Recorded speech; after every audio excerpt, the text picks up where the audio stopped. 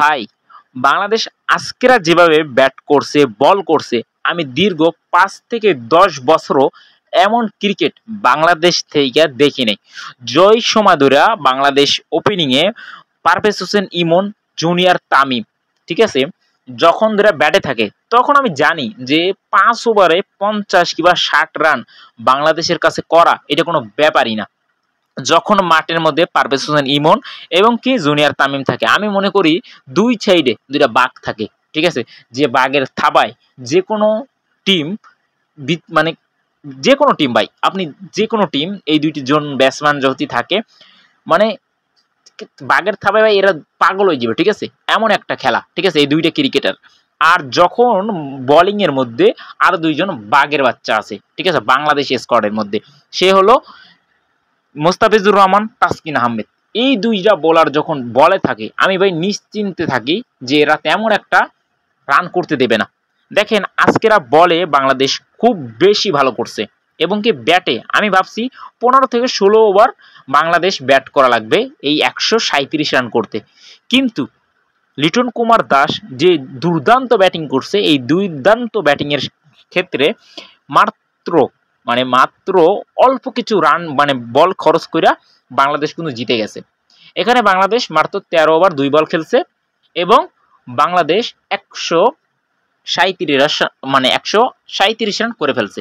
খুব ভালোভাবে ব্যাট করছে এবং খুব জঘন্যভাবে, খুব বাজেভাবে নেদারল্যান্ডকে হারাইছে।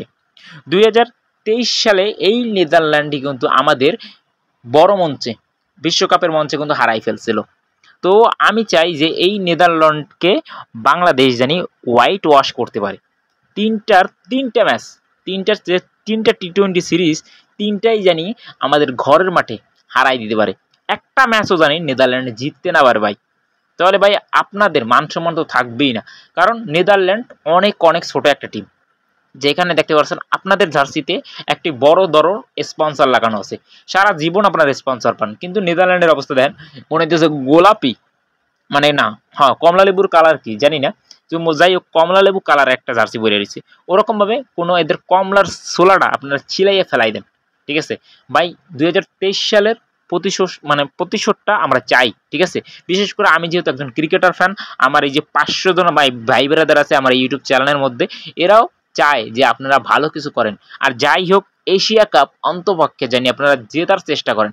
এশিয়া কাপে জানি আপনাদের এই যে পারফরমেন্সটা করতেছেন না, সেম টু সেম জানি এই পারফরমেন্সটাই থাকে। আগে নাজমুল হাসান শান্ত ছিল, নাইম শেখ ছিল, এই দুইটা ক্রিকেটার নিয়ে আমাদের অনেক সমস্যা ছিল। বর্তমানে এশিয়া কাপের স্কোয়াডে এরা দুইজন নাই, অনেক ভালো হয়েছে একটা হিসাবে। দেখেন আপনারা কিছু করতে পারেননি তাদের বাদ দিয়ে, যেহেতু নাজমুল হাসান শান্তর কোনো কিছু এখন পর্যন্ত অভিযোগ জানায় নাই। যাই হোক, অনেক ম্যাচে হয়তো বা সে ভালো করছে, কিন্তু অনেকেরই এই নাজমুল হাসান শান্ত আর নাইম শেখের কথা তো কইয়ে নেয় না, একদম বাজে একটা খেলোয়াড় নাইম শেখ। এরা নাই, অনেক শান্তিতে আছি।